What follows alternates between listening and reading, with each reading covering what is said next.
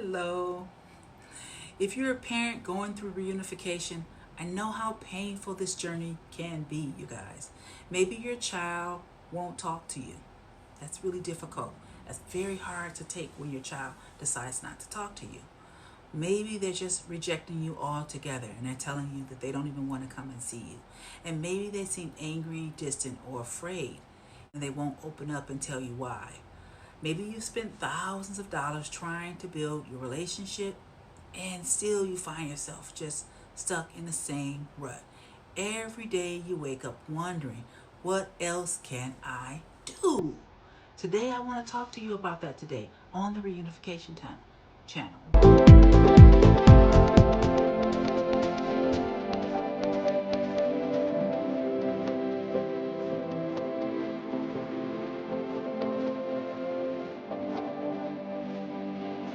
One mistake I see loving parents make over and over again. And guess what? Before I say it, I want you to understand. I want you to hear my heart here, you guys. I want you to hear my whole heart. All right? Because I don't want you to take this wrong. But this mistake doesn't come from bad parenting. No, it doesn't come from bad parenting, you guys. All right? It comes from a much deeper place, okay? It comes from love. That's what it comes from. All right? The mistake is this, okay? This is a mistake I want you to understand. Trying to rescue a child from their emotional pain. Trying to rescue a child from their emotional pain. A lot of loving parents do this. And they feel like this is what their job is to do. When parents see their children hurting, they naturally want to fix it. They naturally want to make everything better for their child. You want your child to stop crying. You want your child to stop being angry. You want your child to change their emotional feelings at that point. You want them to understand the truth, okay? And you want them to know you never stop loving them. That's what you really want. That's what your message really is to your child. But you want to take away every ounce of confusion for you. I want to take away every ounce of confusion, okay? Every fear that you have right now about your child, okay? I want to help melt that away for you today, okay? Every hurt, all right? So, that desire, keep in mind, it's really a beautiful desire.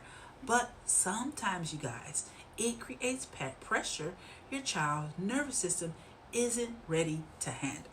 I know that sounds strange, but children don't need someone to carry their emotions. No, that's not what they need. One of the greatest gifts we can give a child is, guess what? Is not rescuing them from every difficult emotion, every difficult situation they find themselves in. It's teaching them, guess what? That difficult emotions can be survived. That's the bigger lesson here, okay? That they aren't alone. I always want to make sure they know that. And that someone safe will stay with them while they experience those emotions. That you'll be present with them through it, okay? That is emotional safety, you guys. The nervous system, children involved in high conflict custody cases often live with a lot of nervous system that have been adapted to this chronic stress.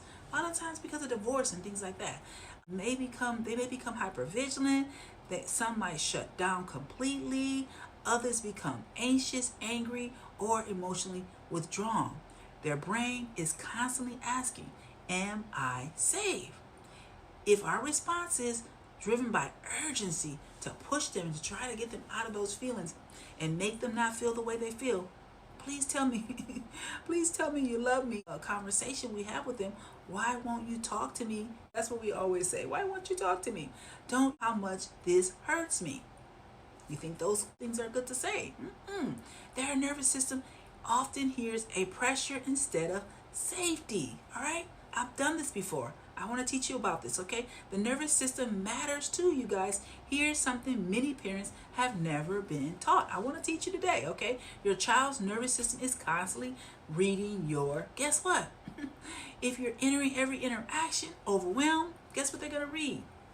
Desperate, yes. Frantic, that's not safe to you guys. Or emotionally flooding, okay? Your child often feels responsible for your emotional state. Like, I need to make mommy feel better.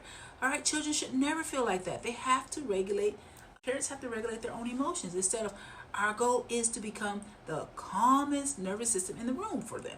That's our goal, okay? All right, and sometimes it's hard, but we can do it, okay? That doesn't mean pretending. That doesn't mean pretending. It means regulating ourselves before asking our child to reconnect. You get that?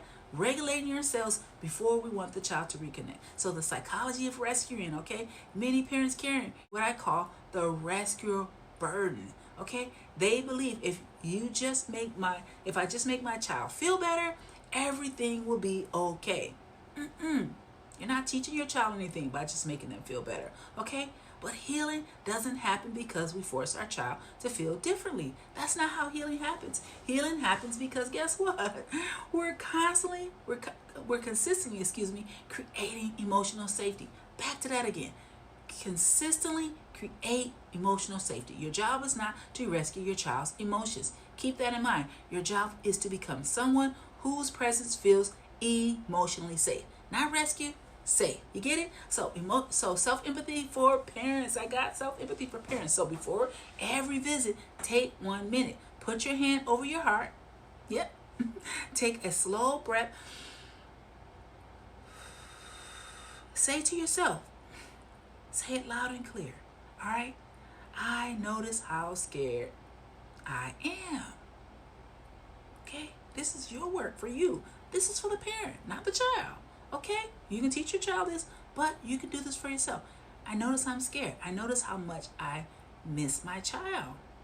I notice how badly I want today to go well. Okay? Thank you for loving your child so deeply, you guys. Thank you. Thank you for loving your child so deeply. You don't have to force connection. It's not something you force, okay? Your job today is to simply be safe. That's it. Simply be safe. No forcing, okay? So when your nervous system settles, that's when you jump in. Your child has much greater opportunity to settle too. So settle your nervous system, their nervous system will follow. Likely they will follow, okay? So what children need most? Children don't need perfect parents. They need emotionally regulated parents who can tolerate disappointment, parents who don't demand reassurance from them, parents who don't make children responsible for adult emotions, okay? And parents who remain calm, okay? It's hard, but that's what they need. And even when reunification feels painfully slow, that calmness becomes the foundation of trust. So let's close this out, you guys, all right? If you've been walking through your unification today, I want to encourage you. You don't have to force your child to love you. You don't have to force your child to love you. You don't have to convince them. No, you don't have to rescue them from every painful emotion. Your greatest gift is becoming a consistently safe, emotionally regulated presence. You got that? Emotionally regulated presence. Healing isn't built through pressure. It's built through safety. One calm interaction at a time. One repaired moment at a time. Yes, repair. And one relationship at a time. And remember this, you guys. The goal of reunification is not simply spending time together. I know you think that. Like, oh, spend time together. The goal is helping the child experience that being with you feels emotionally safe again. That's the goal of reunification sessions. I know you're like, I don't spend time with them. The biggest mistake parents make in reunification is trying to rescue their child's pain, okay? So don't do that, you guys, all right? All right, and so thank you guys for joining me on the Reunification channel. My name is Crystal Booth, okay? I'm a licensed clinical social worker and a trauma recovery coach, and I will see you in the next video. So thank you guys, okay? Have a great one. Bye-bye.